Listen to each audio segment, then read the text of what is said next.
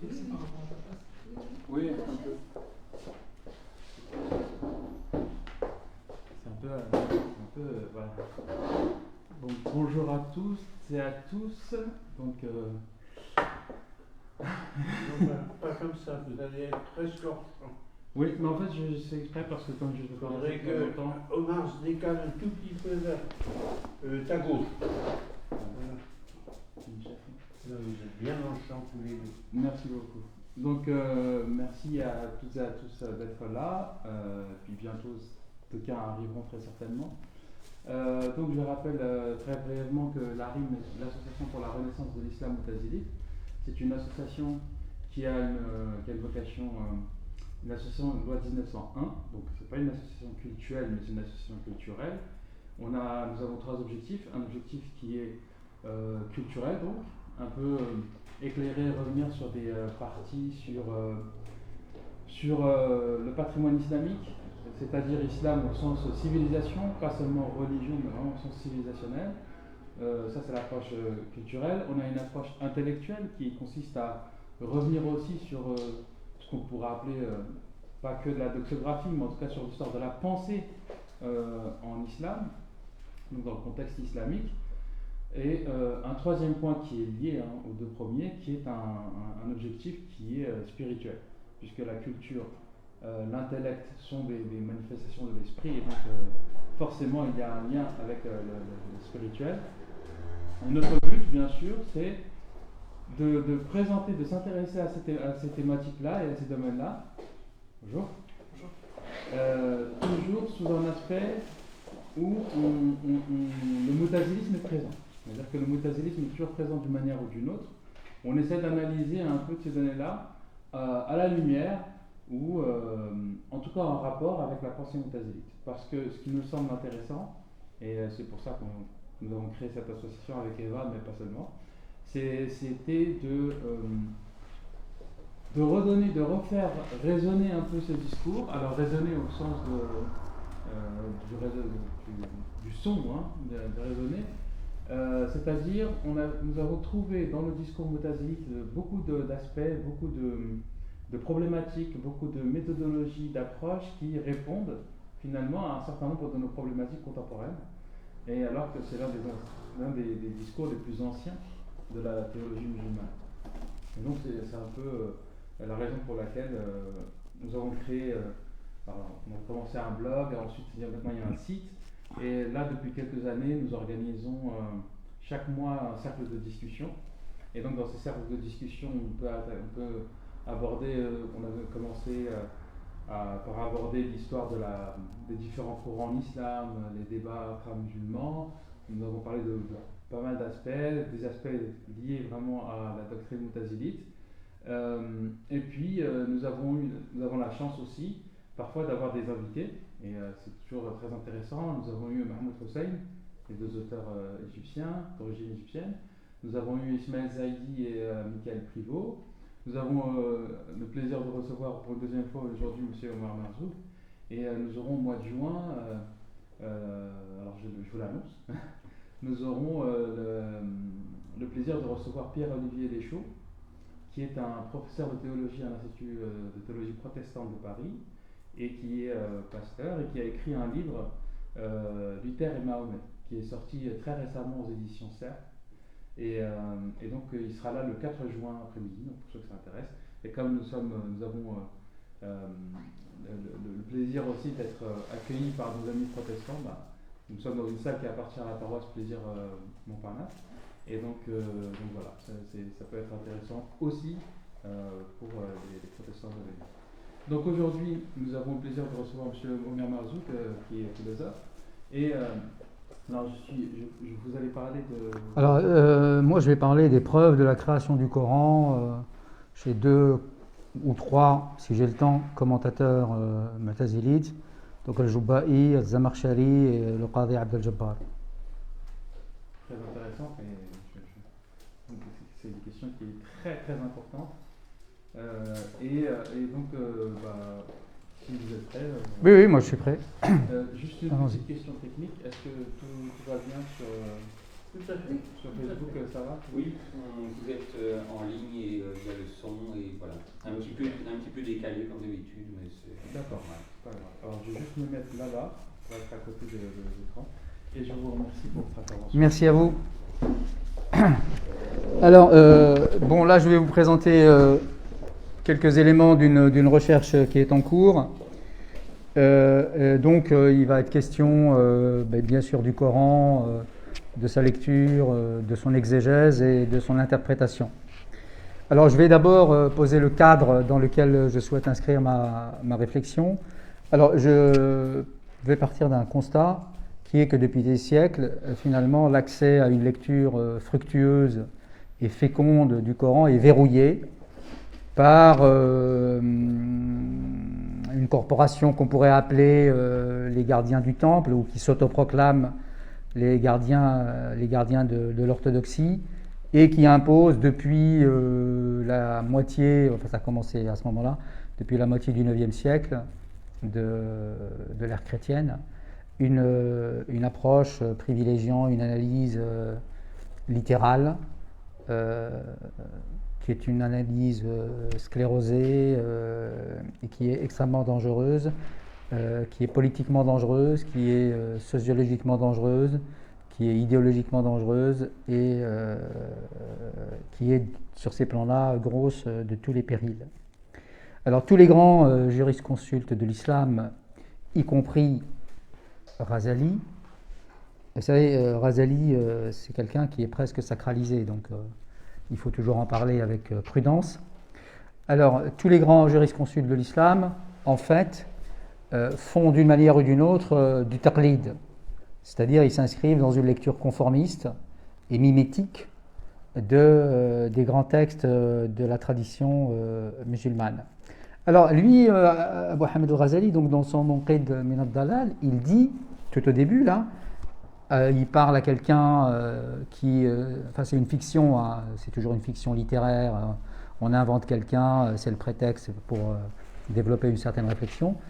Donc, il dit à ce destinataire fictif, « Tu veux connaître l'audace dont il m'a fallu preuve pour me hisser du marécage des sentiers battus, c'est-à-dire du taqlid, jusqu'aux cimes de la perspicacité, voilà, jusqu'au sommet de la perspicacité. » Et il ajoute un peu plus loin, c'est dénouer en moi les entraves de l'imitation. Donc il se présente comme quelqu'un qui précisément s'est affranchi, s'est libéré du taqlid. Et quand on regarde de plus près, on voit que ce n'est pas le cas, puisque d'abord il s'inscrit dans le rite shafi'ite, donc il est dans ce cadre-là, donc ça ne peut pas être quelqu'un qui est un penseur indépendant. Et d'autres textes de lui font penser qu'effectivement, comme nombre de penseurs d'ailleurs, se disent affranchis du taqlid, et en réalité ils font du taqlid d'une manière ou d'une autre tout à fait dissimulée. Et donc, aux yeux de ces gens-là, c'est-à-dire de ces jurisconsultes et ces docteurs de la loi, donc le Coran ne peut être justiciable que d'une lecture unique, dont les repères sont fixés de toute éternité, par un certain nombre d'injonctions et de sommations et de règles qui, disent-ils, tirent leur légitimité du texte coranique lui-même. Donc on verra ce qu'il en est de cette thèse. Et donc le principal fondement de cette approche littéraliste, consiste à, d'une manière ou d'une autre, à assimiler la parole de Dieu à l'essence de Dieu. Donc en fait, ils disent que Dieu a des attributs, la volonté, la parole, la puissance, etc. Et donc, la parole de Dieu, c'est Dieu. On ne peut pas la distinguer de Dieu, c'est Dieu. Donc, et donc, comme Dieu est éternel, sa parole est aussi éternelle, elle est incréée. Donc, ce qui pose un problème quand on a des textes, puisque ça voudrait dire que leurs sens sont fixés de toute éternité, qui ne sont pas donc susceptibles de changement. Et donc, de ce point de vue, le Coran devient un texte métahistorique, uniquement métahistorique, dont les commandements, les préceptes, les interdits sont d'une certaine façon logés à l'enseigne de l'éternité. D'accord ? Et il y a une première conséquence qu'ils en tirent, que l'orthodoxie, enfin entre guillemets, prétend en tirer, c'est que si vous n'admettez pas que le Coran est la parole éternelle de Dieu, donc incréée, vous êtes décrété incroyant. puisque vous ne partagez pas ce présupposé, et donc voilà que se met en place le dispositif qui permet d'excommunier des musulmans, alors que là c'est un débat théorique, hein, mais il y a la perspective de l'excommunication qui se met déjà en place, et il faut dire que cette perspective s'est révélée assez efficace dans l'histoire, puisqu'elle a permis de verrouiller, de censurer un certain nombre de réflexions de gens qui, sans cela, auraient peut-être produit une réflexion un peu différente. D'ailleurs, je signale qu'en droit musulman, l'excommunication a des effets tout à fait concrets. Hein, si vous êtes excommunié, ça veut dire que vos biens et votre vie sont déclarés licites. C'est-à-dire qu'on peut vous tuer et qu'on peut confisquer vos biens. Et cette position est d'autant plus curieuse qu'elle s'inscrit à l'encontre du texte coranique, puisque le Coran dit, notamment dans la sourate Les Romains, « Ne soyez pas du nombre des polythéistes, de ceux qui ont divisé leur religion et qui ont formé des sectes, toute faction se satisfaisant de ce qu'elle détient. » Et donc, que font ces gens-là? Eh bien, ils forment des écoles. Vous avez les Malikites, vous avez les Shafi'ites, vous avez les Chiites, vous avez les Kharijites, vous avez... Donc en fait, là, il y a quand même un problème. Et j'ajoute que dans la sourate Les troupeaux, le Coran répète, tu n'es en aucun cas, il s'adressant au prophète, tu n'es en aucun cas de ceux qui ont divisé leur religion et qui ont formé des sectes. Donc eux-mêmes sont en infraction avec le texte coranique, ce que d'ailleurs un homme aussi peu suspect d'hétérodoxie comme Ibn Hazm le remarque. Il dit ces gens-là divisent la religion au lieu de contribuer à unir les rangs. Ça, c'est un premier point. Le deuxième point, c'est que tous les musulmans admettent que le Coran est la parole de Dieu. Ça ne fait pas de problème. Mais le problème, c'est ce qui s'est posé, c'est celui de savoir si elle est créée ou incréée. Et là-dessus, donc, le mu'tazilisme apporte sa contribution à ce débat qui a occupé pendant presque 200 ans la pensée musulmane et qui continue d'une certaine façon à l'occuper. Donc pour les mu'tazilites, la parole divine ne peut pas être identique dans sa destination, c'est-à-dire quand elle s'adresse soit au prophète, soit à des gens particuliers. Dans le Coran, vous avez des gens particuliers qui sont nommés, donc des gens qui ne peuvent pas être éternels. Okay? Et donc, elle ne peut pas être identique dans son propos, elle ne peut pas être identique dans sa rhétorique. Et par conséquent, disent-ils, on ne peut pas mettre sur le même piédestal le Dieu et sa parole. Pourquoi? Parce que Dieu est transcendant, comme nous disons munazzah, il est éternel, qadim, et sa parole, elle a pour fonction, et même pour raison d'être, de s'introduire dans l'histoire des hommes, d'intervenir dans leur histoire, de les conseiller, de préconiser un certain nombre de choses, de commander des choses, d'interdire des choses, etc. Et le raisonnement de ceux qui optent pour une approche littéraliste consiste à conclure de l'éternité de Dieu que tous les musulmans partagent, croyance que tous les musulmans partagent, à cette idée que le Coran est incréé. Et cette déduction est fausse parce que les textes scripturaires ne l'autorisent pas, et à aucun moment il n'est permis, ni dans le Coran ni ailleurs, d'assimiler la parole de Dieu à l'essence divine. Elles sont toujours distinguées, et d'ailleurs il suffit de lire le Coran avec intelligence pour s'en apercevoir. Donc cette controverse qui va opposer les mu'tazilites dans leur ensemble aux littéralistes, pour simplifier, dans leur ensemble, va se focaliser sur cette question du Coran créé ou incréé. Pour les mu'tazilites, Le Coran est créé. Et donc le Coran ne peut pas se confondre avec l'essence divine, il ne peut pas être Dieu. La parole divine possède une dimension temporelle. Elle s'adresse aux hommes, à tous les hommes. Et d'ailleurs, elle les appelle à exercer leur intelligence, puisque vous avez de très nombreux versets du Coran qui disent il faut réfléchir, il faut examiner le royaume des cieux et de la terre, il faut examiner tout ce que Dieu a créé. Et donc le Coran invite à la recherche, il invite à l'examen, il sollicite l'intelligence. Or, pour les littéralistes, qu'on peut peut-être appeler les Hanbalites pour situer bien les choses, donc Ibn Hanbal qui est un docteur de la loi pour aller vite, plutôt un traditionniste pour aller vite, donc pour eux le Coran est la parole éternelle de Dieu, elle est incréée, c'est-à-dire qu'elle est Dieu, et ce qui signifie qu'elle est au-dessus de l'intelligence humaine, ce qui signifie qu'elle est inaccessible à l'intelligence, parce qu'elle est précisément intemporelle. Et alors, du coup, il faut en tirer la conclusion, ça voudrait dire qu'en fait, exercer son intelligence sur le Coran, ça serait presque un blasphème, puisqu'il faut se contenter donc d'accepter les textes du Coran sans chercher à les comprendre. Alors la question est de savoir pourquoi est-ce qu'on a enfermé les musulmans dans ce corset qui est à la fois rigide et stérile. Alors les raisons sont au sens large idéologiques et politiques.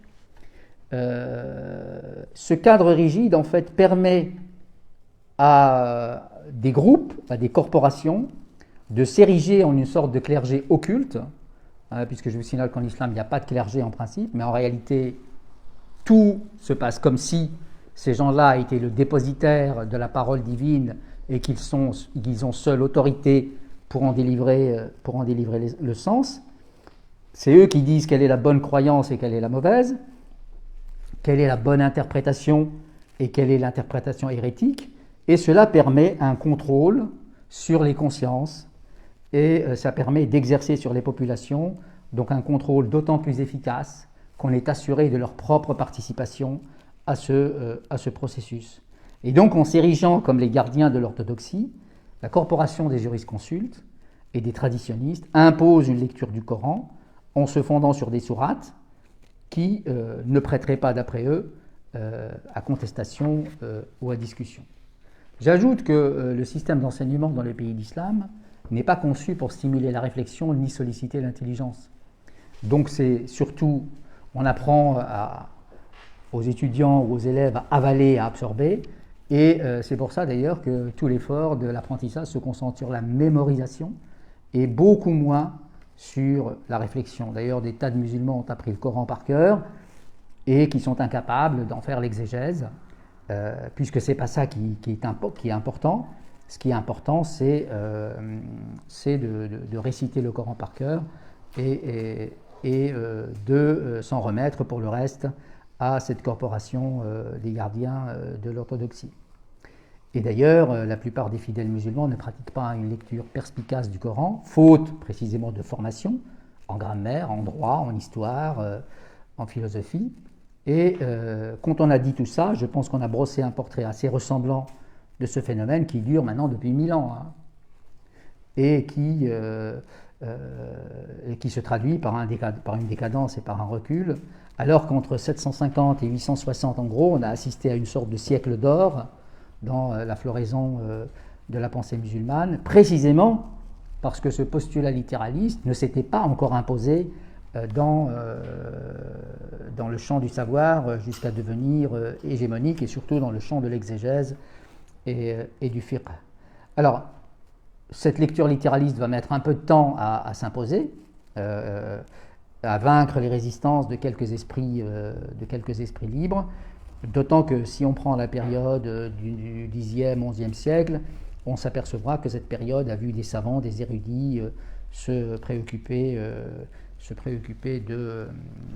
d'acquérir un savoir, et comme on l'a bien vu, donc ça a donné lieu à une floraison intellectuelle assez extraordinaire si on la compare à d'autres époques plus récentes qui se traduisent par une production beaucoup plus rabougrie dans le domaine du savoir.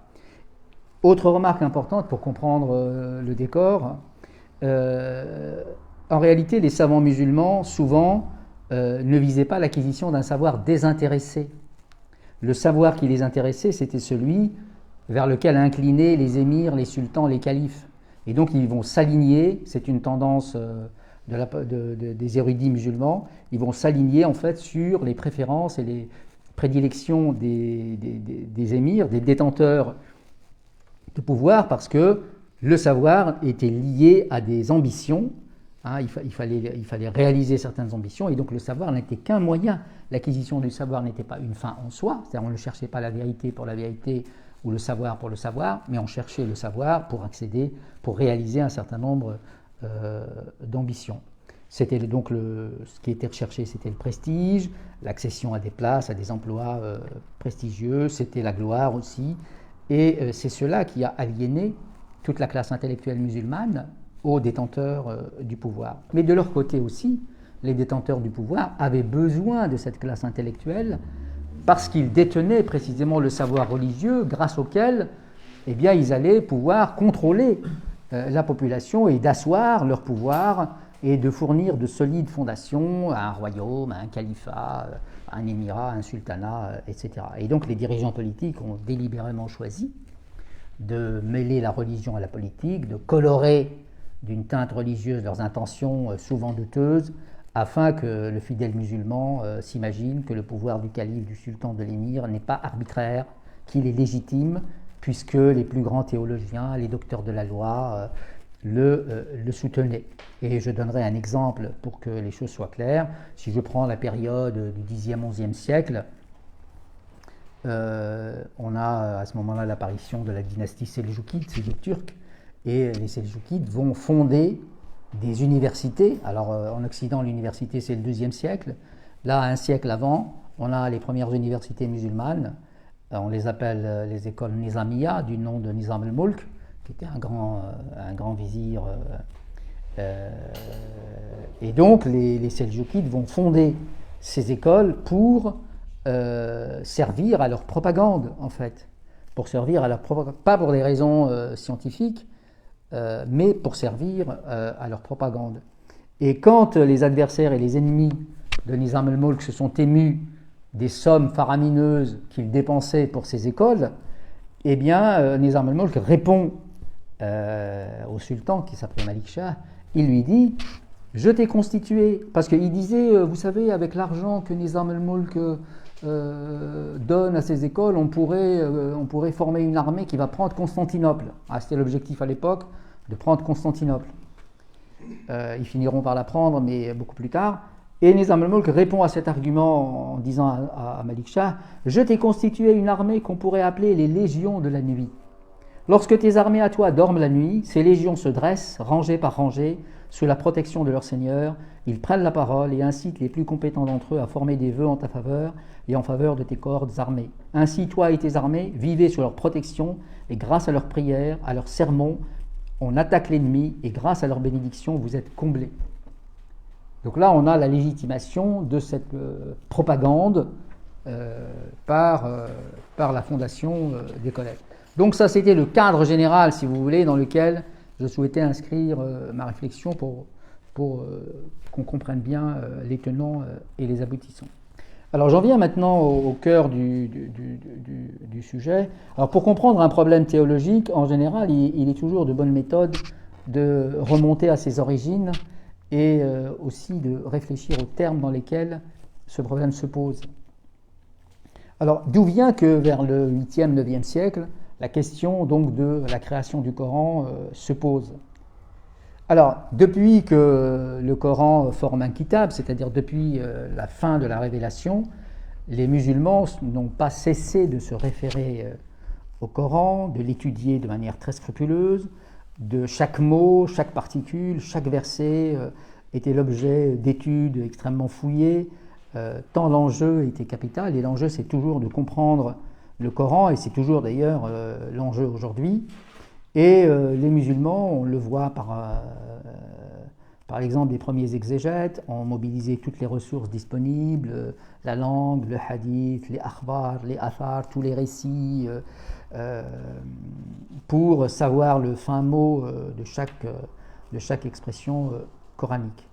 Mais ce travail n'a été possible, historiquement, qu'après la fin de la première vague des conquêtes. Or, ces conquêtes ont mis les musulmans, qui étaient tous arabes à l'origine, face à des populations persanes, de religions différentes. Alors il y avait des chrétiens, il y avait des juifs, il y avait des manichéens, il y avait toutes sortes de populations extrêmement diverses et variées, et dont certains d'ailleurs se sont convertis à l'islam, mais ils se sont convertis à l'islam en apportant avec eux une part non négligeable de leur culture et surtout de leur ancienne religion. Donc l'empire musulman, qui s'étendait sur de très très vastes territoires, n'était pas habité simplement par des Arabes, mais par toutes sortes de populations. Dans ces populations, il y avait des gens qui étaient des adversaires résolus de l'islam, et puis d'autres qui le voyaient plutôt de manière sympathique. Et ce sont des gens qui vont poser des questions, qui vont mobiliser leurs ressources, les ressources de leur culture, de leur langue, pour poser des questions à cette nouvelle religion, peut-être de remettre en cause ses dogmes, de les critiquer, de vouloir peut-être de rechercher une explication. Et comme je viens de le dire, donc un certain nombre de ceux qui ont rallié la bannière de l'islam ont quand même commencé à poser des questions sur les dogmes de cette nouvelle religion, sachant que les premiers musulmans donc n'avaient pas beaucoup approfondi le texte du Coran. Ils sont passés, il y avait pas mal de thèmes qu'ils n'avaient pas approfondis pendant le premier siècle. Ils étaient occupés aux conquêtes, ils étaient occupés à des tas de choses, mais ils n'avaient pas encore un dispositif argumentatif développé qui leur permettait de faire face aux questions et aux critiques des adeptes des autres religions. Alors prenons juste par exemple la question du christianisme oriental. Alors dans le christianisme oriental, vous avez, c'était toujours des controverses autour de la nature du Christ. Alors je rappelle peut-être que pour les chrétiens, il est très important de savoir quelle était la nature du Christ. Alors qui était le Christ? Est-ce qu'il est homme? Est-ce qu'il est Dieu? Est-ce qu'il est les deux? Est-ce qu'il est Dieu et fils de Dieu? Qu'est-ce que ça veut dire être Dieu et fils de Dieu pour le Christ? Et donc, sur tous ces points, les différentes sectes chrétiennes se disputaient furieusement. Vous avez les hérésies, on appelle ça aujourd'hui les hérésies christologiques, c'est-à-dire qui portent sur la nature du Christ, et vous avez les hérésies trinitaires. Alors les hérésies trinitaires, vous avez d'abord l'arianisme. Alors l'arianisme qui dit, ah oui, mais vous savez, dans la Trinité, seul le Père est vraiment Dieu. Le Fils et le Saint-Esprit occupent un rang moindre. Alors Arius a été condamné, l'arianisme a été condamné, etc. Et vous avez, sur la question des hérésies christologiques, vous avez les nestoriens qui vous disent, ah bah oui, mais vous savez, le Christ a deux natures, hein. Il est à la fois homme et Dieu. Et après vous avez les monophysites qui vous disent, ah non, mais la vraie nature du Christ, elle est divine, elle est tellement divine qu'elle a absorbé la nature humaine. Et sur toutes ces questions-là, donc il y avait des débats sans fin dans l'Orient. Alors il faut imaginer l'Irak on a du mal à imaginer tous ces débats au sein d'un empire musulman. Les gens discutaient en toute liberté. Je veux dire ça aujourd'hui, ça paraît tout à fait irréel. Et pourquoi est-ce qu'on parle de ça? Parce que les Mu'tazilites ont été obligés de construire toute une argumentation pour répondre à ça. Alors, il y a dans le Coran se prononce sur la nature du Christ. Et ça faisait la matière de discussion entre les chrétiens dans leurs différentes obédiences et entre les musulmans. Par exemple, dans la sourate 5, vous avez ce verset, ceux qui disent Dieu est le troisième de trois sont impies. Donc ceux qui croient à la Trinité, pour le Coran, sont impies. Il n'y a qu'un Dieu, le Dieu unique. Le Messie n'est qu'un envoyé, n'est qu'un prophète. Donc voilà quelle est pour le Coran, voilà quelle est la nature du Christ. Dans la sourate Marie, il est dit, nous lui avons envoyé notre esprit, à Marie donc, il se présenta devant elle sous la forme d'un homme parfait. Celui-ci est Jésus, fils de Marie. Il ne convient pas que Dieu se donne un fils. Et dans la sourate Les femmes, aux gens du livre, donc il s'adresse aux juifs et aux chrétiens, ne dépassez pas la mesure dans votre religion. Oui, le Messie, Jésus, fils de Marie, est le prophète de Dieu. Il est sa parole, jetée en Marie, un esprit émanant de lui. Croyez en Dieu et en ce prophète. Ne dites pas trois, cessez de le faire, ce sera mieux pour vous. Dieu est unique, etc. Comment aurait-il un fils?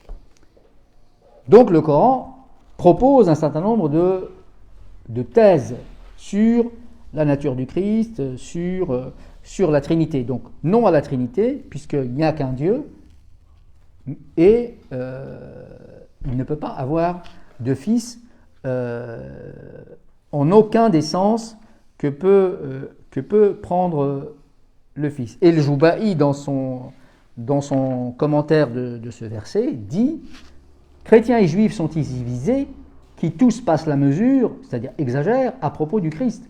Les chrétiens en déclarant qu'il est Dieu, ou que Dieu s'est en lui incarné, donc là, c'est une exagération chrétienne. Les juifs en soutenant que c'est un bâtard et un imposteur.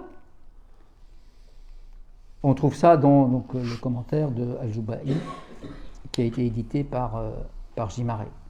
Az-Zamarshari, dans son commentaire de ce même passage, dit « Les Juifs ont passé la mesure, ont exagéré à rabaisser le Christ, à le ravaler en dessous de son rang. De même, les chrétiens ont exagéré son importance, si bien qu'ils ont fini par en faire un Dieu. » Le Coran, dit Az-Zamarshari, somme juifs et chrétiens de ne dire sur le Christ que la vérité, de l'affranchir, d'affranchir Dieu, donc de tout associé et de tout fils. Alors tout ça, ça a donné évidemment, vous imaginez, pas mal de controverses entre juifs, chrétiens et musulmans. Et donc les musulmans ont senti à ce moment-là la nécessité de s'équiper intellectuellement et de développer toute une argumentation pour faire éventuellement prévaloir leur thèse dans les controverses et les débats théologiques et pour être à même de défendre leur position. Donc on réagit, c'est un débat intellectuel, religieux, théologique, on réagit par des arguments. On ne réagit pas en prenant son bâton et en décrétant qu'il faut tuer telle ou telle partie de la population parce qu'elle n'est pas assez conforme, elle n'est pas, comme on dit aujourd'hui, aux normes. Et alors vous allez me dire, on ne voit pas très bien le rapport entre ce point précis et le développement de la théologie en islam. On est censé parler des musulmans et là on parle des chrétiens. Où est le rapport? Alors le rapport, le voici. Le Coran appelle le Christ parole de Dieu. Et dans le Coran, comme dans la Bible, hébraïque ou dans le Nouveau Testament, Dieu crée par sa parole. Dieu dit que la lumière soit et la lumière fut. Okay? Et donc, le Coran appelle le Christ parole de Dieu, parce que, dit Az-Zamarshari, le Christ doit l'existence à la parole et à l'ordre de Dieu, sans médiation ni semence. Et c'est parce que le sujet de la théologie est la parole divine, parce que cette question était vraiment très importante, celle du statut théologique de la parole divine, de sa création ou de son éternité, que la théologie musulmane s'appelle Kalam. Donc là, il y a un rapport direct entre le Christ, parole de Dieu, et la théologie qui s'appelle le Kalam. Et subsidiairement, il y a dans les versets du Coran qu'on a cités tout à l'heure, de quoi bâtir toute une théologie, et c'est bien ce qu'ont fait les théologiens de l'islam, les mutakallimoun, et c'est bien à ce sujet que les polémiques ont été peut-être les plus acharnées. Donc, chez les chrétiens, pareillement, je disais que Dieu crée par la parole. Vous avez dans d'autres textes, par exemple dans les psaumes, le psaume 33, par la parole de Yahvé, les cieux ont été faits, et par le souffle de sa bouche, toute son armée.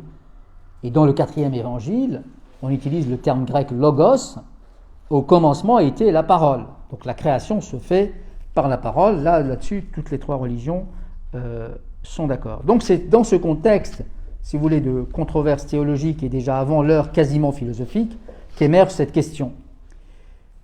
Et j'attire votre attention que cette question est étroitement liée à celle du tawhid, de l'unicité divine, puisque c'est le premier des principes des Mu'tazila, c'est celui du tawhid, profession de foi d'un monothéisme rigoureux. Tous les musulmans sont des muwahhidoun, mais les Mu'tazila ont consacré à cette question une analyse extrêmement fouillée et ont été sur ce plan-là beaucoup plus exigeants que la plupart des musulmans. Et d'ailleurs, on appelle ça kalimat al-tawhid, la profession de foi. Kalimat al-tawhid, on la trouve d'ailleurs dans la sourate al-Ikhlas, où il est dit que Dieu est ahad et qu'il n'a pas d'égal. Et cette profession de foi rigoureuse suffit à distinguer effectivement les musulmans des chrétiens, les musulmans des manichéens. Et on voit que chez les Mu'tazilites, le tawhid, c'est pas simplement de professer l'existence d'un Dieu unique. Le tawhid, c'est le Qadi Abd al-Jabbar qui le dit dans les 5 principes. Il dit le tawhid, c'est de savoir qu'Allah le Très-Haut est unique, sans second, existant de toute éternité, et que cette unicité le caractérise à l'exclusion de tout autre. Le tawhid, c'est donc une science, et comme le précise d'ailleurs le docteur Abdurrahman Badawi, le tawhid est la science que Dieu est un, qu'il n'a pas d'associé dans les attributs qu'il mérite. Et je vous rappelle que les Mu'tazila se sont donné le nom de Ahl al-Tawhid.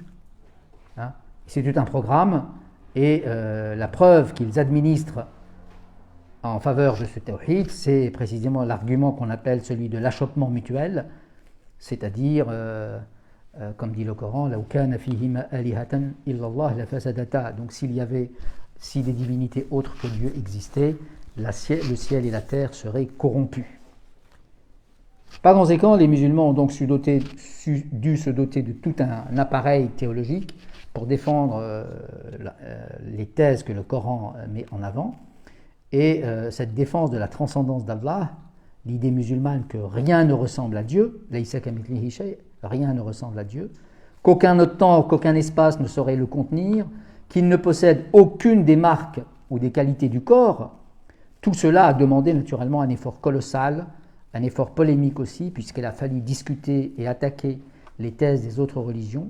Pour cela, on a dû établir des discussions, des distinctions parfois très subtiles entre les notions, les idées, passer au crible de la réflexion un certain nombre de notions qui étaient confuses ou qui gagnaient à être précisées, comme le dit Al-Qadi Abd al-Jabbar. Allah, donc Dieu, nous impose en premier lieu la spéculation théorique qui conduit à sa connaissance, car cette connaissance qui s'attache à Dieu n'est ni innée ni sensible. Elle ne peut donc être que spéculative, donc théorique. D'accord ? Ça, c'est dans les 5 principes. Alors maintenant, quelles sont les sources de la question ? Alors le premier à avoir évoqué cette question, c'est le fameux Ja'd ibn Dirham. Et ce Ja'd ibn Dirham, c'est lui aussi qui a professé la doctrine du libre arbitre et la doctrine de la création du Coran. C'est un Khorassanien, donc c'est quelqu'un qui est originaire de l'Est des provinces iraniennes. Alors, le Khorassan était beaucoup plus étendu géographiquement qu'aujourd'hui. Et donc, pour disqualifier cette thèse du libre arbitre et du Coran créé, on a inventé une source juive. Il y a toujours un juif, on trouve toujours un juif pour disqualifier l'adversaire. Alors, dans la grande discorde, c'est Abdullah ibn Saba. Et là, il y a toujours un bon juif finalement qui permet de vaincre son adversaire. Et alors il y a une filiation comme ça, un juif yéménite, Labid ibn Afsam Talut, Bayan, jusqu'à Ahmed ibn al-Du'ad. Donc tout ça, ce sont des Mu'tazilites. Et pour les disqualifier, on dit finalement c'est une idée juive. Et donc évidemment quand on dit ça, l'affaire est réglée, quoi. Et donc tout cet enchaînement est fabriqué. Il y a beaucoup de légendes. De légendes à ce sujet. Et donc quoi qu'il en soit, cette thèse que soutient Ja'd, elle est destinée à réfuter la croyance chrétienne de l'éternité du Verbe. C'est ça son objectif. Si la parole de Dieu est éternelle, comme l'essence de Dieu, on a affaire à 2 divinités. Et ça, c'est pas possible en islam. Donc vous êtes dans le polythéisme. Les musulmans comprennent les affirmations chrétiennes comme étant du polythéisme. La Trinité, pour eux, c'est du polythéisme, puisque, je vous le rappelle, les chrétiens disent que les trois personnes sont identiques en substance et de dignité égale. D'accord ? Et donc à ce moment-là, ils disent, ah ben oui, ça doit être trois dieux. Et donc on est en plein polythéisme. Évidemment, les chrétiens ne sont pas d'accord, puisqu'ils disent, non, Dieu c'est quand même unique, mais en trois personnes. Enfin, tout ça c'est très compliqué. C'est un débat extrêmement subtil.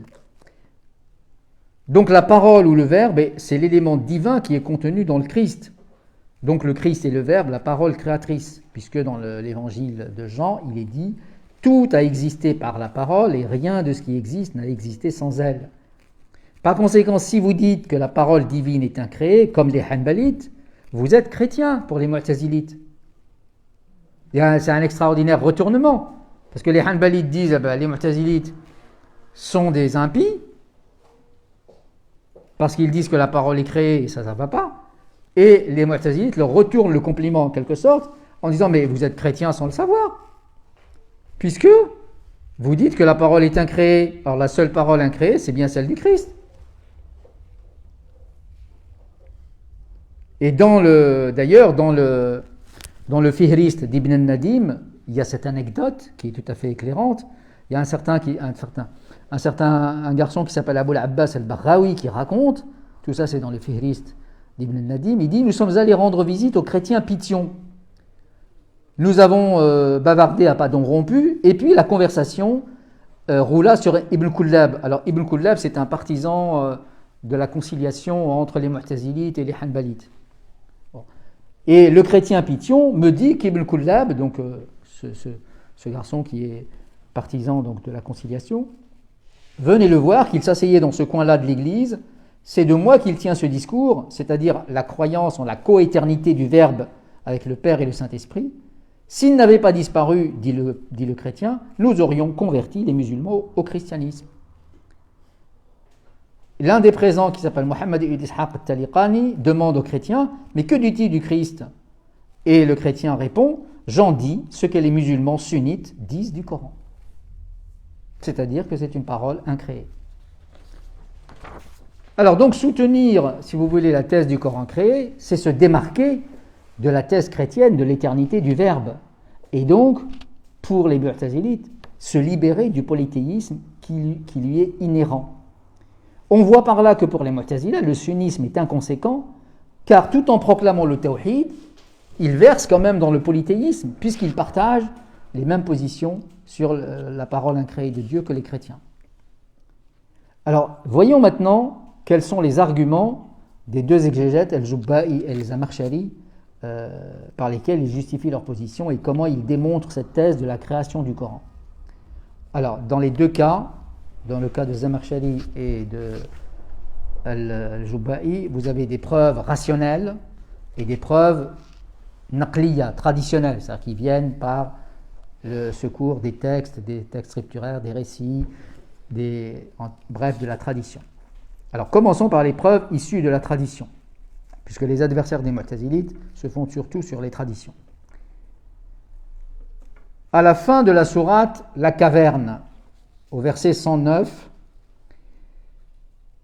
vous avez le verset « Si la mer était une encre pour écrire les paroles de mon Seigneur, la mer serait tarie avant que ne tarissent les paroles de mon Seigneur, même si nous apportions une quantité d'encre égale à la première. » Donc je répète, si la mer était une encre pour les paroles de mon Seigneur, la mer serait tarie avant que ne tarissent les paroles de mon Seigneur, même si nous apportions une quantité d'encre égale à la première. Donc dans ce verset, El-Jubba'i dit il y a deux preuves de la création du Coran. Dans le fragment « Avant que ne tarissent les paroles de mon Seigneur », est contenue, dit-il, l'idée que la parole de Dieu a une fin. Si elle a une fin, elle doit avoir un commencement. Or, en logique, ce qui a un commencement et une fin ne peut pas être éternel.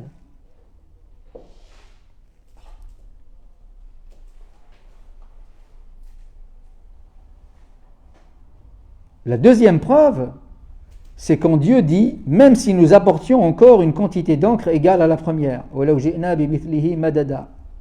Cela implique que Dieu est parfaitement capable de renouveler la même quantité de paroles. Or, il est bien évident que tout ce qu'on ajoute est nécessairement créé. Donc, ce à quoi se crée et décrété semblable est lui-même créé. Le semblable du créé est forcément créé, il ne peut pas être éternel.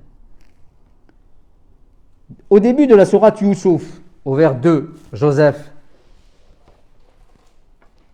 on peut lire « Nous l'avons fait descendre », autrement dit, nous l'avons révélé, en Coran arabe.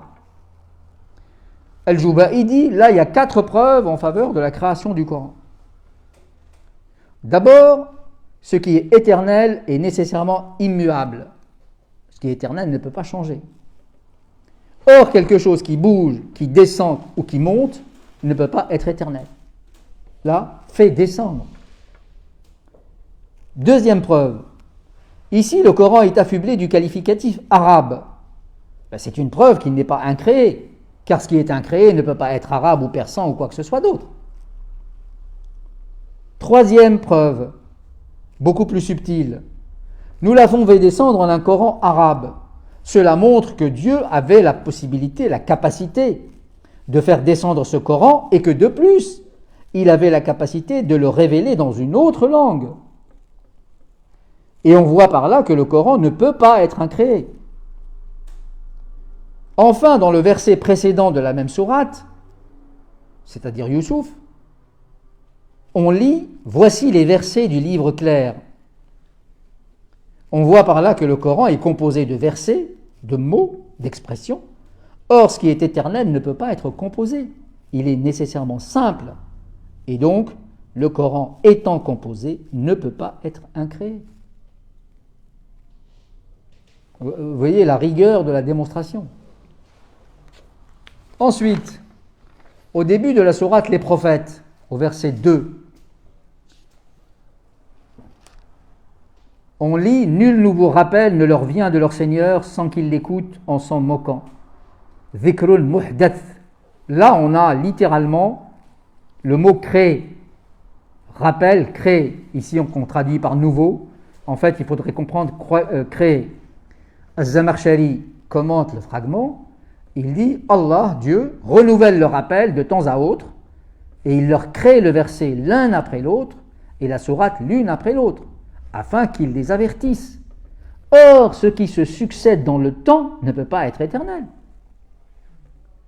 De plus, ce verset dit littéralement que le Coran est créé muhdath. Quelle meilleure preuve veut-on?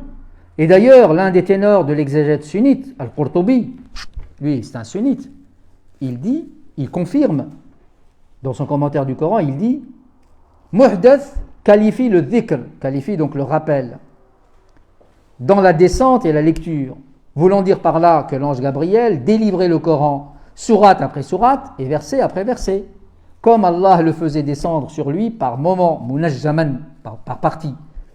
Abd al-Jabbar le confirme quand il dit que le Coran est un composé de sourates et de versets. Il a un début, il a une fin, il a une moitié, il a un quart, il a un sixième, il a un septième. Ce qui peut être ainsi divisé ne peut pas être incréé. Dans le verset 40 de la sourate Les Abeilles, sourate 16, le Coran, on peut lire « Notre parole, lorsque nous voulons une chose, est de lui dire « soit » et elle est ». C'est l'équivalent du fiat chrétien. Si on devait interpréter ou comprendre à la lettre ce verset, on verserait dans une sorte d'anthropomorphisme. Al-Juba'i propose de lire ce verset comme une expression métaphorique. Autrement, on ne comprendrait pas pourquoi Dieu s'adresserait à quelque chose qui n'existe pas. On ne saurait, écrit Al-Juba'i, adresser la parole à un inexistant ou à quelque chose d'inerte. Alors, à propos de dhikr muhdath, que je viens de commenter là, dans le commentaire d'Al-Razi, qui s'appelle Mafatih al-Ghaib, donc les clés, disons, de l'invisible, Al-Razi dit « Les Mu'tazila ont tiré argument de ce verset afin d'appuyer la véracité de leur thèse du Coran créé. Le Coran est un rappel et ce rappel est advenu, donc créé. Il en résulte que le Coran est créé. Ça n'est guère contestable, dit Ar-Razi.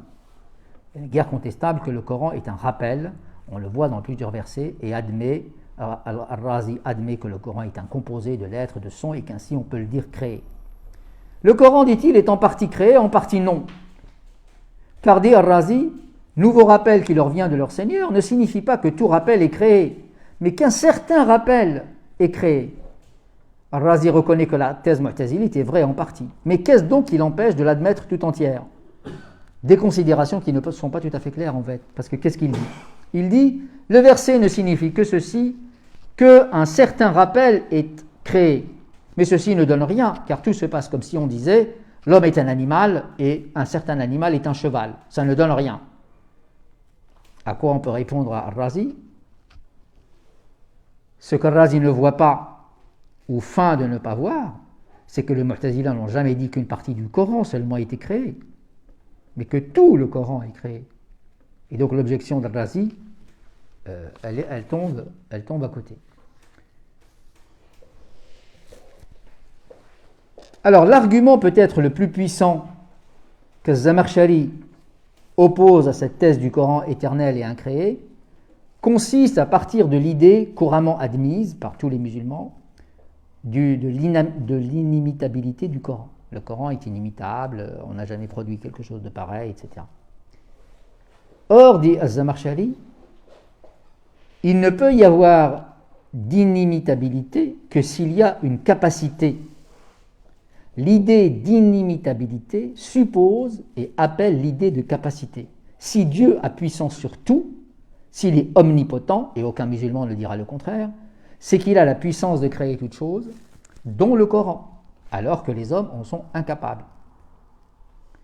Ce qui est prodigieux, ajoute Az-Zamakshari, chez les anthropomorphistes, an-nawabit, comme on dit, et tous ceux qui soutiennent cette thèse du Coran incréé, c'est qu'ils finissent, sans s'en rendre compte, par faire de Dieu un Dieu impuissant. En effet, outre qu'en parlant de paroles incréées, ils versent, comme on l'a vu dans le polythéisme, puisqu'on a d'une part un Dieu et de l'autre une parole éternelle, soit deux êtres éternels, donc ils entrent en contradiction avec un verset bien connu du Coran, dont on a parlé tout à l'heure, hein, si des divinités existent autres que Dieu existaient, le ciel et la terre seraient corrompus. Si le Coran était éternel et incréé, Dieu lui-même ne pourrait pas le créer, car on ne crée pas quelque chose qui est éternel. C'est la définition même de l'éternité. Qu'est-ce que c'est être éternel? C'est ce qui n'a ni commencement ni fin. Donc, ces anthropomorphistes qui se disent des orthodoxes finissent par faire de Dieu un impuissant puisqu'il ne peut pas créer. Il ne peut pas tout créer. Donc, cet argument, pour ceux que ça intéresse, se trouve dans le commentaire de Zamakshari du verset 88 de la sourate Al-Isra. Maintenant, venons-en à ce que dit le Qadi Abdel Jabbar. Il commence d'abord par faire une recension de tous ceux qui sont les adversaires des Mu'tazilites. Il dit d'abord, il y a les anthropomorphistes hanbalites qui professent que le Coran qui est récité, qui est calligraphié dans les livres, n'est ni créé ni engendré, mais qu'il est coéternel à Dieu, et ne s'avisant pas par là qu'il verse dans le polythéisme. Vous avez la doctrine des partisans d'Ibn Kullab, dont on a parlé tout à l'heure, qui soutiennent que la parole de Dieu est une notion éternelle, elle est la même, qu'il s'agisse de la Torah, de l'Évangile ou du Coran, c'est la même. Et vous avez la thèse d'Al-Ash'ari, qui, pour lui, n'est pas une thèse très conséquente, et qu'il critique. Alors, qu'est-ce qu'il dit à Abdel Jabbar dans sa réfutation de ceux qui pensent que le Coran est coéternel à Dieu, en disant que les parties du Coran se précèdent les uns les autres. Donc d'abord, les parties du Coran se précèdent les uns les autres. Ce qui est éternel ne peut pas être ainsi. Par exemple, dans le verset « Kitabun uhkimat ayatuhu thumma fussilat » donc c'est un livre dont les versets ont été solidement ordonnés et séparés. On voit bien que là, le Coran est composé de versets, de fragments qui se succèdent dans le temps et donc il est créé. Dans l'exégèse de ce passage, Zamakshari déclare que uhkimat ayatuhu, donc ces versets façonnés, le sont d'une manière solide et ordonnée, de sorte qu'il n'y ait pas en eux de déficience ou de défaut. Puis, Fussilat, ça veut dire elles ont été réduites en parties, surat et fragments. Elles sont donc séparées et n'ont pas été révélées d'un seul tenant. Cela ne peut pas être éternel. Dans la sourate 25 au verset 32, on peut lire « Les incroyants en dit, si seulement le Coran lui avait été révélé d'une seule traite. » Dieu répond « Nous l'avons ainsi révélé, c'est-à-dire par partie, pour que ton cœur en soit affermi et nous l'avons scandé mot pour mot. » Donc il y a ici l'idée de succession qui empêche précisément qu'on pense l'éternité. Et Zamarchali commente ce passage. Ce verset montre bien que la révélation progressive du Coran avait un but bien déterminé, celui de fortifier le cœur et la foi du prophète, qui n'est qu'un homme à qui Allah fait des révélations, à qui Dieu fait des révélations, soumis aux contingences de la condition humaine. Le Qadi Abd al-Jabbar prend le verset « Wa idh qala rabbuka lil malaikati » Dieu dit aux anges. Idh, en arabe, c'est une particule de temps qui indique le temps. Il dit, ça veut bien dire que la parole de Dieu intervient à un certain moment du temps, et ce qui correspond à un laps de temps ne peut pas être éternel. Alors j'ajoute pour finir quelques arguments que partagent Al-Juba'i et Al-Zamarchali bien sûr, que j'ai trouvé dans le livre de Shahrastani qui s'appelle Nihayat al-Iqdam contre la thèse du Coran incréé. Les Mu'tazila disent, si on admet la thèse du Coran parole éternelle et incréée de Dieu, il en résulte des absurdités. Dans le Coran, comme tout le monde le sait, il y a des préceptes, des récits, des commandements, des interdits, des messages venus d'un monde soustrait à la perception humaine, anba'ul ghaib, le verset 49 de la sourate Hud, tilka min anba'il ghaib nuhiha ilayk. Quelles sont les informations venues du monde de l'invisible que nous t'inspirons ou que nous te suggérons.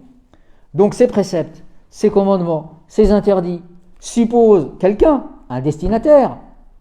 Ce destinataire, il ne peut pas exister de toute éternité. Les Juifs à qui Dieu avait adressé la Torah, les chrétiens, n'existent pas de toute éternité. Et de l'autre côté, Allah ne peut pas adresser ses sommations, ses préceptes, ses récits en néant. Donc la thèse du Coran incréé est insoutenable. Deuxième argument, ce qui est éternel, comme on l'a vu, est par définition immuable. Or Dieu, de l'aveu même du Coran, a envoyé des prophètes, des messagers, des livres antérieurement au Coran. Le Coran vient confirmer pour une part les écritures judéo-chrétiennes et pour une autre part corriger ce qui disent les musulmans a été falsifié.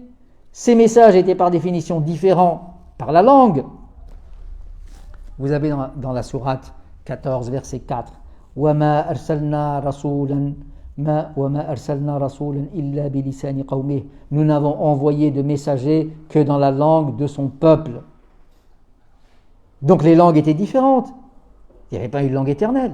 La rhétorique des messages aussi n'était pas la même. La forme, pas davantage. Les récits de Joseph, de Noé, d'Abraham sont différents quant à leur teneur et quant à leur forme. Donc on ne peut pas dire que la parole divine est incréée. Pour les premiers Mu'tazila, la parole divine est un corps, qu'il a été donc créé, et par conséquent ne peut pas être Dieu étant un corps. Dieu est donc un incorporel. Pour les Mu'tazila, le Coran, parole de Dieu, est produite au moment même où Dieu s'adresse à un prophète, qui devient le réceptacle de cette parole. Dieu ne crée pas la parole en telle ou telle langue déterminée. Il crée, dit Al-Juba'i, les conditions qui inclinent le sujet à parler. Voilà pourquoi les Mu'tazila disent que la parole est un acte naturel du corps. Et si le prophète arabe a parlé dans sa propre langue, c'est parce qu'elle est le seul idiome dans lequel il peut s'exprimer naturellement.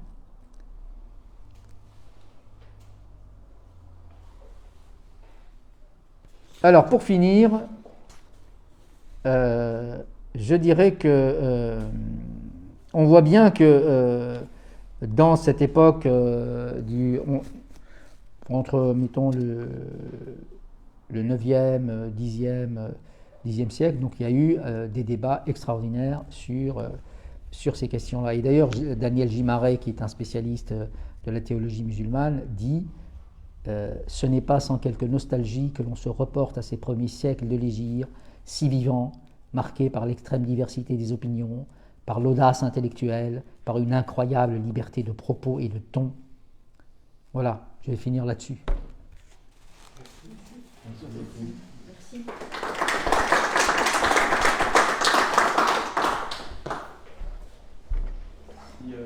vous avez des questions, alors d'abord merci beaucoup pour cet exposé. Je vous en prie. C'était vraiment très intéressant, très.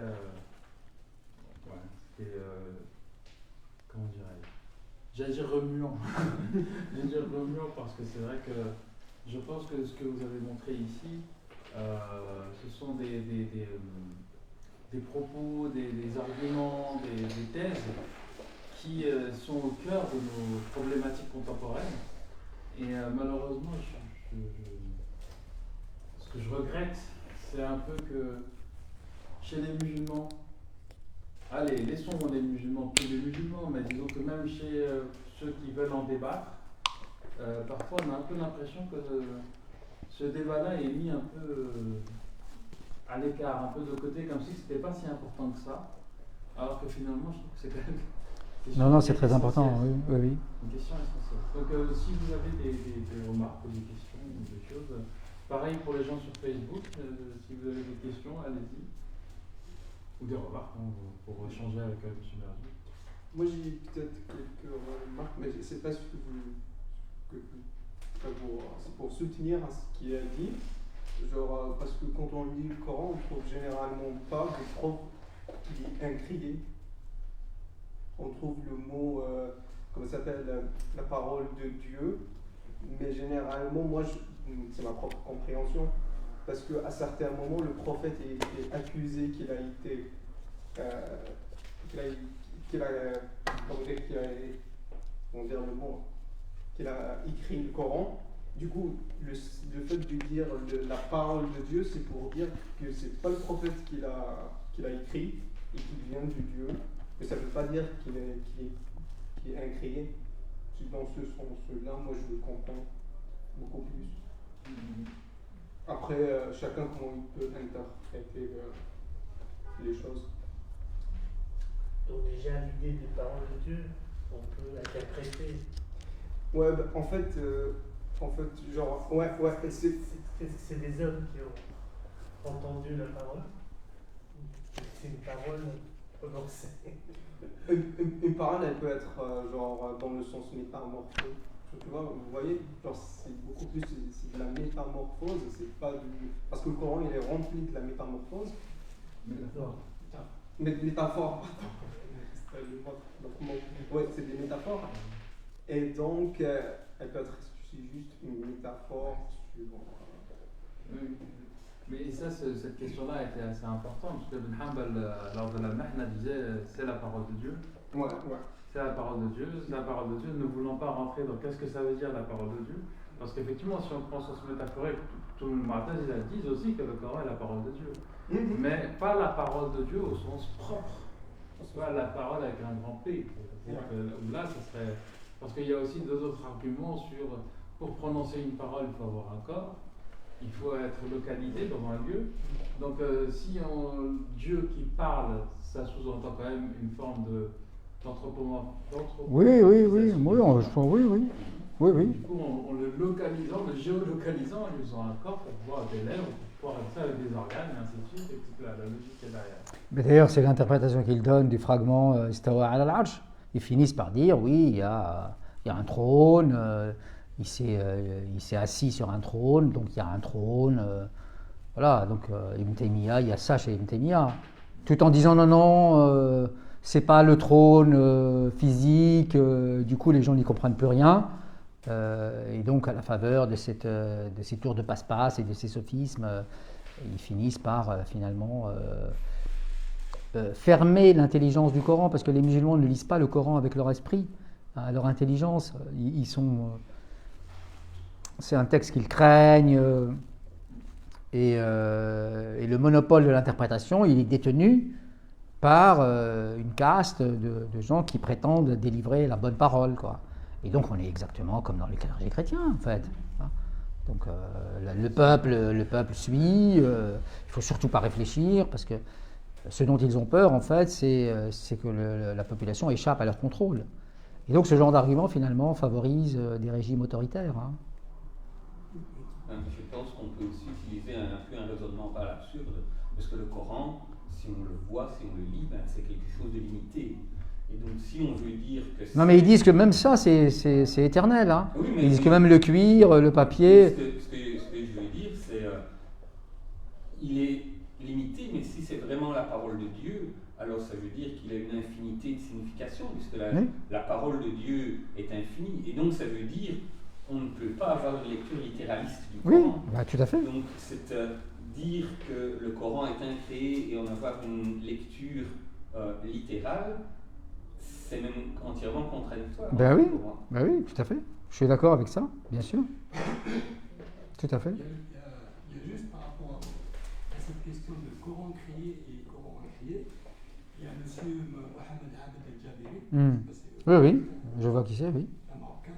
Donc lui, dans un livre sur cette période, la période de la Mihnad d'Ibn Hanbal, la Mihnad d'Ibn Rushd, dans un livre, sur Ibn Hanbal, il disait que cette problématique du Coran écrit, qui a fait tant parler, c'était plus politique que théologique. Donc il a un peu minimisé le côté théologique et le développement qui a suivi après, pour favoriser l'idée qu'à l'époque, les Abbassides, ils venaient d'arriver, hein, c'était pas longtemps, et que c'est le premier là qui était avec les Mu'tazilites, qui a imposé le Coran. Ma'moun. Donc Al-Ma'moun, pour asseoir, il restait quelques-uns qui étaient pro-Omeyyades. Et parmi ces pro-Omeyyades, c'était plus les sunnites, Ibn Hanbal et compagnie. Et donc, du coup, il faisait regarder par rapport, eux, ils soutenaient l'idée de la parole incréée. Donc, il a mis ça comme un test, il prenait des gens, il y avait tout un mihna, tout un autre. Donc, il a plus dirigé cette différence à un acte plus politique que théologique. Vous en pensez quoi? De toute façon, en islam, une contestation politique prend toujours la forme d'une secte religieuse.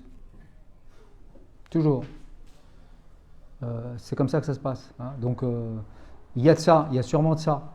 Mais à mon avis, cette question a tellement soulevé de réactions extrêmement vives, elle a duré assez longtemps, elle a aussi donné lieu à des persécutions, et ça continue. Hein. De temps en temps, on a encore des gens qui sont condamnés, comme Nasr Abu Zayd, comme ce genre de choses, pour avoir essayé de réhabiliter le mu'tazilisme. Je signale au passage que Mohamed Abdou, qui est l'un des grands maîtres d'Al-Azhar, a réhabilité en partie l'apport mu'tazilite, en disant qu'il faut sortir du verrouillage traditionnel, classique. On ne peut pas continuer à uniquement prendre le Coran au pied de la lettre.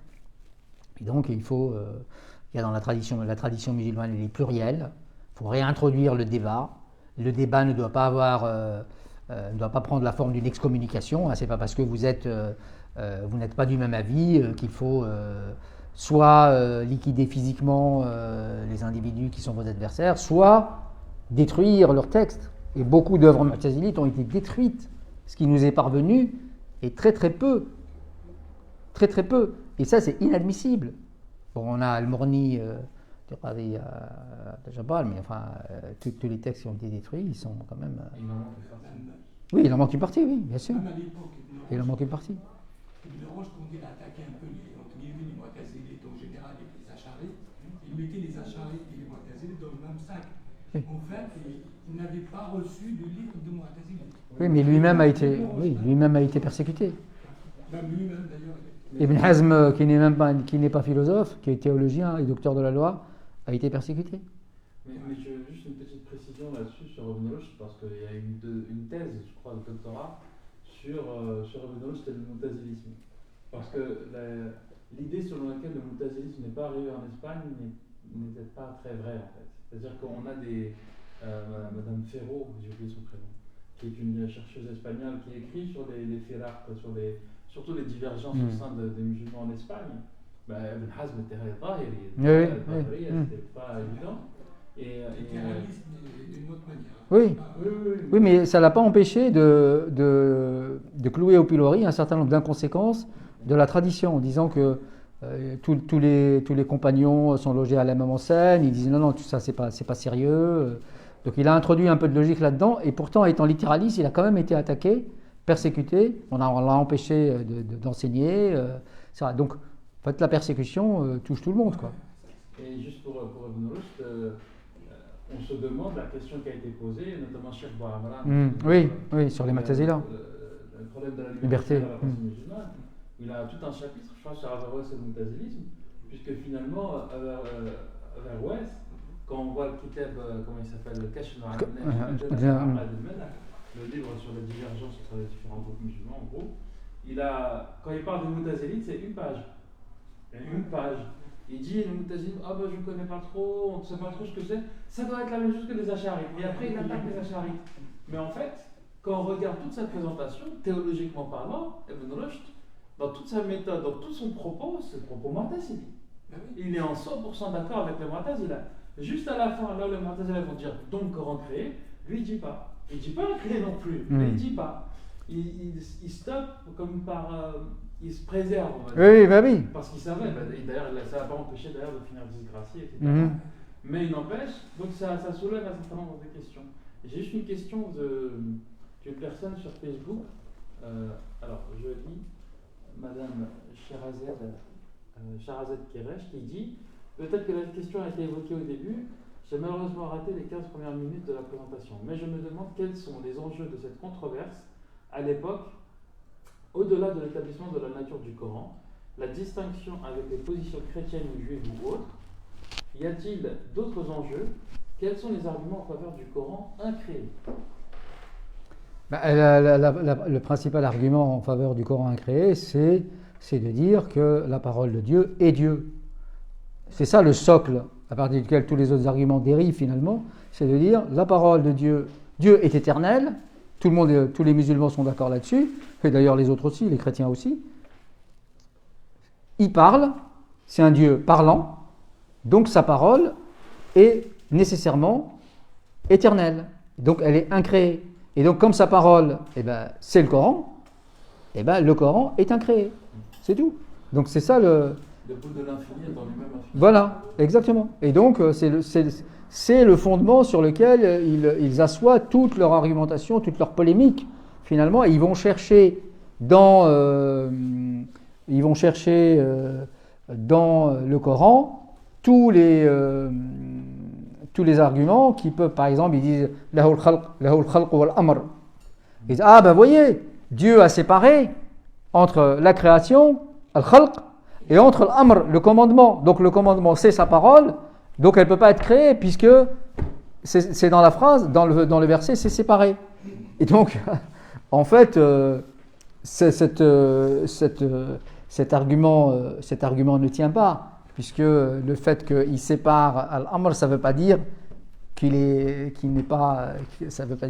soit incréé, en fait.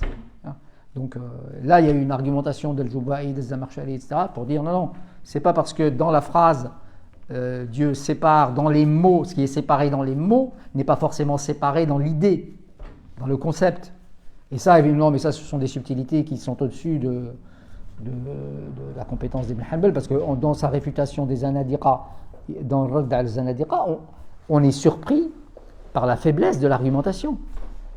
On est très surpris par la faiblesse de l'argumentation. Parce qu'il dit, oui, les Mu'tazilites disent, Ja'ala, ça veut dire créer. Ja'ala, Ja'ala, c'est faire, en général. C'est faire, ça veut dire créer. Bien. Il dit, oui. Et puis il dit, dans tel ou tel passage du Coran, Ja'ala, ça ne veut pas dire créer. Et il s'arrête là. Oui, mais le fait, les Mu'tazilites n'ont jamais dit que Ja'ala n'avait qu'un seul sens, mais ils ont dit que dans un certain nombre de sourates, Ja'ala est synonyme de créer.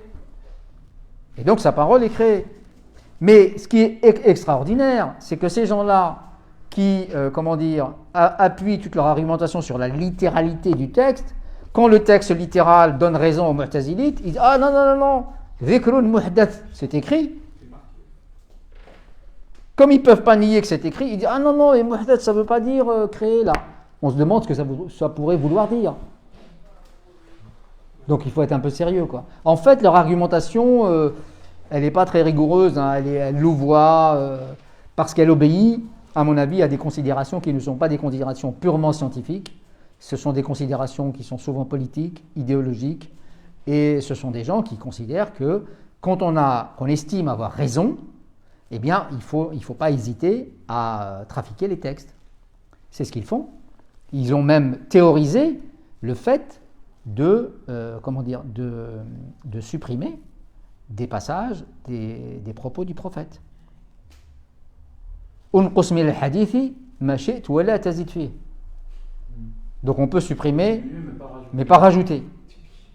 C'est écrit. Ça, c'est la méthode scientifique par définition. Hein. Après, excusez-moi, par rapport, pour revenir pour ceux qui disent que le Coran est incréé, il y a aussi une vision assez différente sur l'essence des lignes. Donc ce qu'on appelle le dhat ou le sifat. Oui. Le dhat, c'est l'essence, oui. Et le sifat, c'est les attributs. Oui. Donc parmi les sifat, il y a les sifat al-af'al, sifat al-dhat. Oui. Les attributs. Antitatif et. Oui, Dieu. c'est ça. Chez les Mu'tazilites, il n'y en a que 4 ou 5, 4 à mon avis, je ne sais pas. Qui sont de date, de l'essence des vies. Les autres, c'est des attributs en acte. C'est fatul af'al. Chez ceux qui disent que le Coran crée, ils disent non, c'est fat, toutes les sifat, c'est Dieu. Donc dans ces fatul af'al, il y a la parole. Oui, oui, bah oui. Donc c'est là où eux, Donc elle est incréée. Voilà, pour eux, c'est créé. Oui. C'est tout un peu à concevoir.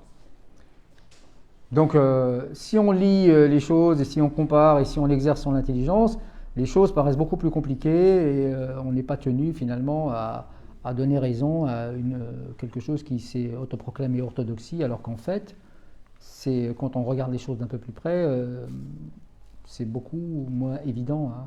Mais de toute façon, la question n'est pas tellement là. La question, c'est de pouvoir réintroduire le débat et d'exercer son intelligence sur les textes. Il n'y a aucune raison de museler son intelligence quand on a affaire au Coran. Il n'y a aucune raison. Le Coran est un texte, il a un sens, il en a peut-être plusieurs, une infinité, et il n'y a aucune raison pour ne pas accéder à cette multitude de sens.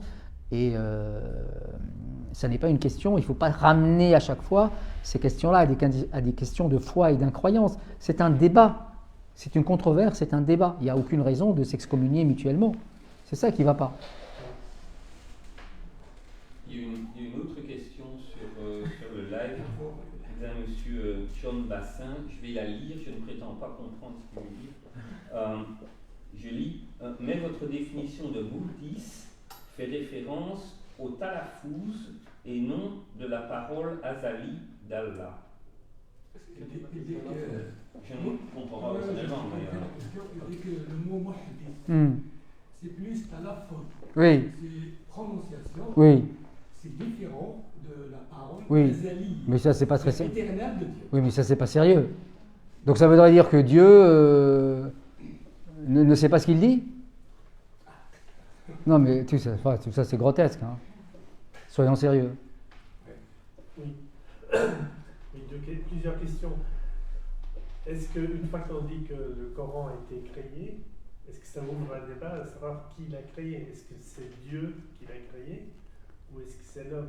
Ben, ça ouvre surtout un espace de liberté. Est-ce qu'il y a eu des discussions là-dessus? C'est la première question. Ensuite, qu'est-ce qu'on sait sur les hommes qui ont écrit le Coran? Parce que quelque part, les chrétiens ont résolu un peu le problème, peut-être, parce qu'on parle de l'évangile d'après Saint Jean ou d'après Saint Matthieu. Donc déjà, on dit c'est l'évangile, mais c'est d'après un tel. Oui, alors, si on peut dire le Coran d'après. Alors, en général, sur cette question, il y a un consensus chez les musulmans. Il y a un consensus chez les musulmans, c'est que le Coran est révélé et pas écrit.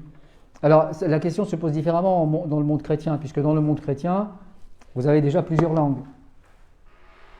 Alors, vous avez pour l'Ancien Testament l'hébreu et de nombreux passages en araméen. Et en grec. Pas pour l'Ancien Testament, pour le Nouveau. Le Nouveau Testament a été écrit en grec. Alors, vous avez un texte sémitique qui est écrit en grec. Et ça pose un problème énorme. Et je vais vous montrer. Les Grecs ne peuvent pas imaginer, ne peuvent pas concevoir une création ex nihilo. C'est pas possible. Dans leur culture, il y a un point aveugle de la pensée grecque. Le grec ne peut pas comprendre, ne peut pas exprimer cette idée de création ex nihilo. Alors quand les évangiles sont traduits en grec, sont écrits en grec, les Grecs traduisent créer, donc les sémites disent créer, donc il n'y a rien, ensuite il y a quelque chose. Les Grecs disent epoiesan, faire. Et ça change tout, parce que quand vous fabriquez quelque chose, il y a de la matière première. D'accord ? Et ça oriente tout. De la même façon, voilà, de la même façon, donc vous voyez, le texte est détourné de son sens sans forcément une intention, parce qu'en Grèce, il n'y a pas ça. De la même façon, le grec n'a qu'un mot pour dire fils de. Dans les langues sémitiques, il y en a deux. On dit ibn et on dit walad. Mais le grec, quand vous dites fils de Dieu, quel sens? Est-ce que c'est le fils selon la chair? Ou est-ce que c'est quand vous rencontrez quelqu'un, vous allez dire mon fils va me chercher un paquet de cigarettes? C'est quand même un gros problème là. Donc écrire le grec est une langue rationnelle. C'est une langue, ben oui, et pour les Grecs, l'incarnation, le fait qu'un dieu se transforme en homme, il n'y a qu'à regarder leur mythologie. Pour eux, c'est normal, c'est banal. Mais pour les sémites, c'est une monstruosité. Dire qu'un Dieu s'incarne dans un homme pour nous racheter les péchés, etc., tout ça pour les sémites, c'est une monstruosité. Mais pour les Grecs, c'est tout à fait banal. Hein. Donc là, on a déjà tous les problèmes. À mon avis, la traduction a joué un rôle là-dedans. Alors, en islam, il n'y a pas ce problème-là. Il n'y a qu'une seule langue. Alors justement, à propos de traduction, cette thèse donc, du Coran incréé, en principe, il ne peut pas être traduit. Puisque. Ça, c'est encore. Mais d'un côté, au fur et à mesure que l'Empire s'étendait et qu'il intégrait des populations non arabophones. Mais les Arabes ont toujours dit, il n'y a qu'à regarder ce que dit l'un de leurs plus grands écrivains, qui était d'ailleurs Mu'tazili, c'était le Jahir. Il dit, mais si vous traduisez la poésie et si vous traduisez le Coran, il n'a plus aucun sens. Et il n'a plus aucun sens. Donc la seule façon de comprendre quoi que ce soit, c'est de se mettre à l'arabe. Hein. C'est tout. Enfin, il n'empêche qu'il y a eu quand même beaucoup de traductions au fil des siècles. Oui, mais parce que les nécessités font que les gens ont besoin de comprendre ce à quoi ils adhèrent. Mais en réalité, le problème, regardez les traductions qui existent sur le marché là. Vous avez quand même des tas de problèmes. Hein.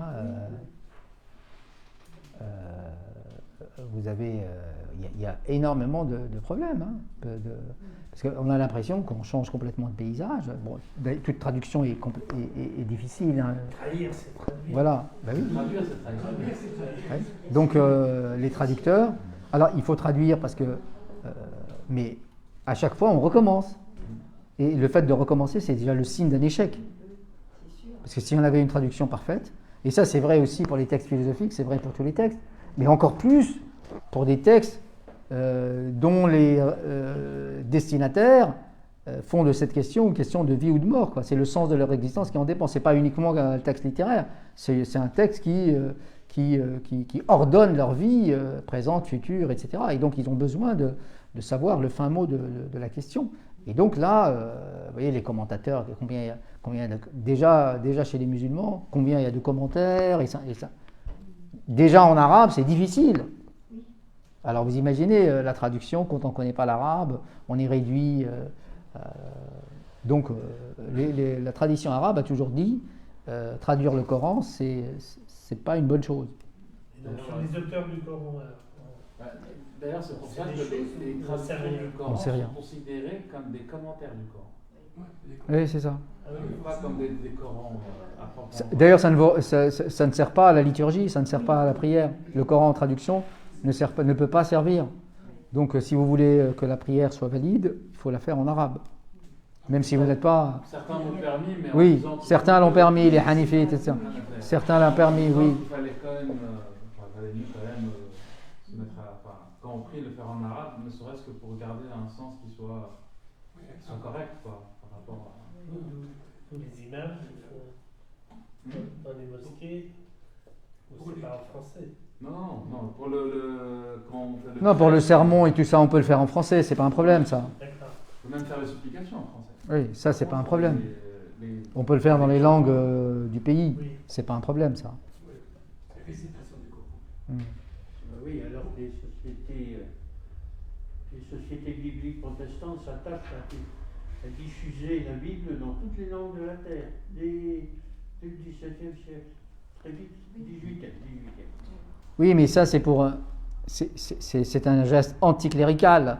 C'est pour permettre l'accès de la parole divine à tout le monde, sans qu'elle soit le monopole d'un clergé qui doit dire la bonne parole, quoi. C'est ça le. Et il y a des erreurs aussi. Hein. Oui. Si vous allez dans les hôtels aux États-Unis, vous avez les Bibles des Mormons. Ah oui, là c'est. C'est pas dans. Le Bible des Mormons, c'est carrément Moi j'ai lu. c'est quelque chose d'autre. Je connais rien. Hein. Ça c'est encore autre chose. Non, c'est pas les Mormons, c'est les Gédéons. Gédéon, ah oui. C'est les Gédéons. Les Mormons, ils ont le livre de Mormon, Ah oui. qui est une conception. C'est étrange, le livre de Mormon.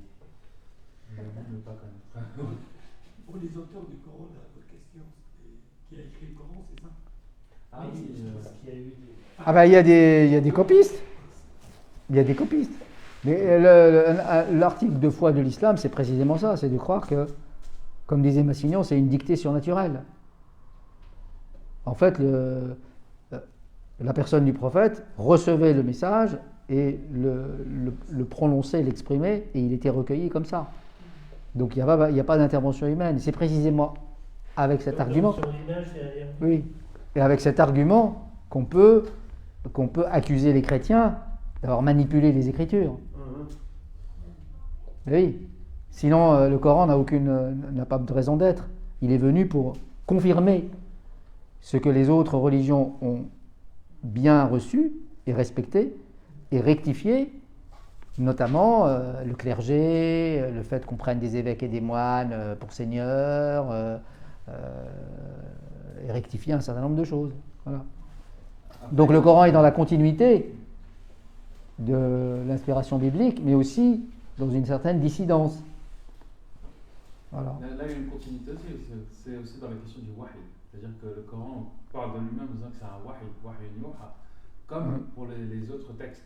Et c'est là où Abdel Jabbar, il me semble, dit aussi que pour la question de finalement, qu'est-ce que sa création, entre guillemets, qu'est-ce que ça veut dire? C'est l'idée de dire que le sens est inspiré par Dieu au prophète Mohammed et que la traduction en mots littéraires, oui, c'est ça. j'ai envie de dire, c'est ça. C'est Mohammed lui-même qui en est responsable, sauf que l'idée ne vient pas de lui, l'idée lui est inspirée, mais c'est la mise en traduction du mot qui est mohammedienne. La mise en forme. La mise en forme, voilà. Et c'est d'où le passage que vous avez dit tout à l'heure en disant que les prophètes étaient envoyés dans la langue de leur peuple. C'est ce qu'on dit les évangélistes aussi. Oui, mais Matthieu, vous avez l'ange. c'est pour ça que c'est ça. Parler à l'oreille de Matthieu. C'est ça, l'inspiration. C'est pour ça que tout vient de là, d'Orient. Hein. Le christianisme est une religion orientale. On a tendance à l'oublier. Hein. Oui, c'est vrai que Le Christ devait être un peu bronzé. Hein. Je pense qu'il n'était pas blanc. Hein. Je pense pas. Hein. On a l'impression parfois que le christianisme est né en Suède. Et non. C'est une religion orientale. Hein. Il ne faut quand même pas l'oublier. Hein. Il faudrait comprendre. Chez les sunnites qui ont le Coran à crier, il y a cette pas capacité, mais cette volonté de ne pas trop faire d'exégèse du Coran. Oui, mais parce qu'ils ont peur de l'excommunication. Non, mais de ça, c'est que dans le sens que ils acceptent l'anthropomorphisme, ils ne le nient pas, par exemple.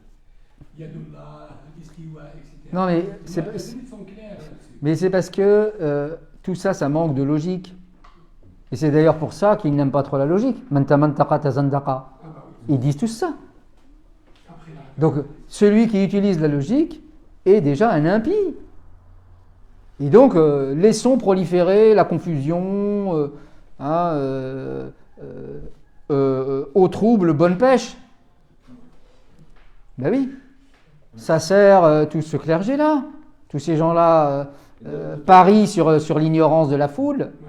Et donc, ça devient un instrument de domination. Ben bien sûr, ben oui, évidemment, derrière tout ça, il y a des enjeux Si politiques. vous lisez dans le Coran, un truc très basique, mais il y a des choses présentes dans le Coran que la religion en tant que système, en tant que celle des gardiens du temple en quelque sorte, ne permet pas. Par exemple, un truc très simple, on sort de la période de Ramadan, un exemple que j'aime bien prendre, que certains connaissent, que j'utilise beaucoup, c'est la question du jeûne. Quand on lit sur le Al-Baqarah dans la sourate la vache, la génisse, il y est clairement dit que celui qui peut gêner, mais qui ne le fait pas, fait djatan ta'am al-miskin, qu'il compense en donnant bien sûr. à manger. Et donc on se dit, mais si on lit le Coran, moi je vais bien, je ne suis pas malade, je ne suis pas d'un certain âge, je ne suis pas en voyage, etc. Mais je décide de ne pas jeûner, parce que j'en ai envie. Mais je compense, parce que je suis quand même croyant, etc. Donc par jour non jeûné, je vais nourrir un pauvre. Est-ce que je peux? Si on prend le Coran en le lisant tranquillement, bah oui, on peut. Mais quand on regarde le système qui découle du Coran, mais qui n'est pas vraiment finalement du Coran lui-même, ce n'est pas possible. Mais tous les imams vous diront, c'est impossible. Alors que, et comment ils vont justifier ça, le fameux Mansour le verset, il est assez long. Hein. Le verset, il est sur 3-4 lignes. Et ils vont dire, dans tout ce verset, ce bout-là, Mansour. C'est-à-dire que tout le verset tient, on le garde, on l'utilise, mais ce bout-là du verset, il a été abrogé. Oui, et d'ailleurs, la question de l'abrogation montre bien que le Coran n'est pas éternel. Puisque si on abroge, c'est qu'il n'est... Ben oui. Par contre, par rapport à ce verset, il n'y a pas que Mansour Hasera, c'est plus le mot Yoti Kona. Les spécialistes de la langue arabe, ils disent que oui, en fait, la langue arabe elle est assez spéciale. La langue arabe qu'on connaît maintenant, elle est faite après le Coran. Donc Yoti Kona à l'époque, les Arabes, ils utilisaient le contraire. Ils disaient Al-A'ma Basir. Donc ils avaient cette manie à l'époque. Donc ça se faisait. Donc le mot Yotekona, ça veut dire qu'ils peuvent le faire, c'est-à-dire ceux qui ne peuvent pas le faire. Donc ils utilisent. Oui, non, mais je connais ça. J'ai assisté à une démonstration d'un monsieur qu'on connaît tous les deux. J'étais son nom qui est un religieux sur le mot Yotekona. Et j'avoue qu'au bout d'un moment, j'ai eu du mal à pas rire parce que c'était.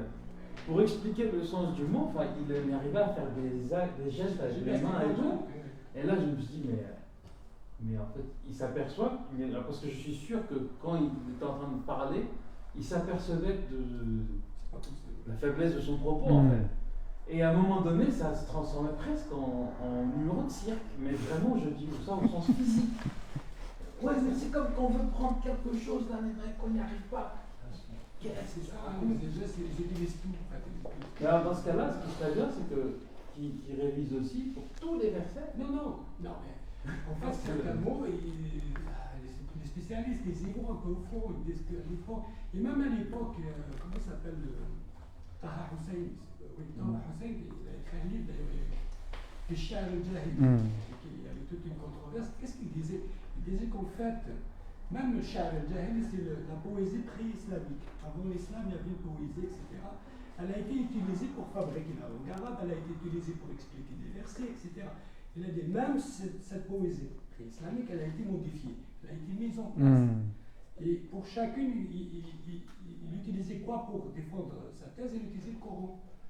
Il disait, regarde, qu'est-ce qu'il dit? Le Coran, regarde ça, il y a un problème. Donc, finalement, il y a toute une polémique. Ils utilisaient tout pour... En tout cas, moi, la question que j'ai lue qui revenait le plus souvent dans les ouvrages de théologie, c'était pas de parler du mot Yutiruna ou qui peut vouloir dire ou qui serait amphibologique, etc. C'était de dire Mansour. Parce que abroger, on dit que c'est abrogé, comme ça règle tous les problèmes. Parce que il y a un problème. Il y a un problème aussi. Il y en a qui disent Nasr par ton, c'est-à-dire le verset qui vient après le premier. Il y en a qui disent aussi laisse tomber, c'est. Oui, parce qu'en plus, il y a ce qui peut être abrogé dans la parole, mais pas abrogé dans le sens. comme ça. Oui, dans le décisionnel. Ça a soulevé plein de... Et là-dessus, ouais, bon, moi je prends l'avis d'Abou Moussa ibn Isfahan, qui était un Mu'tazili, qui disait pas abrogé, laissez-nous tranquille avec cette histoire. En tout cas, je vous remercie beaucoup. Merci à vous. Très intéressant. Merci à vous aussi pour la qualité de vos interventions, de vos questions et de vos remarques. Et puis rendez-vous le 4 juin prochain avec M. Pierre-Olivier Desjou. On va un peu parler d'islam, mais pas que. Et là, je ne sais pas si c'est la question de Mu'tazili par contre. Mais bon, c'est pas grave, on peut quand même explorer. C'est le 4 juin, c'est ça? 4 juin. Oui. À quelle heure? 14h. Vous allez communiquer là-dessus? Oui. Oui, d'accord.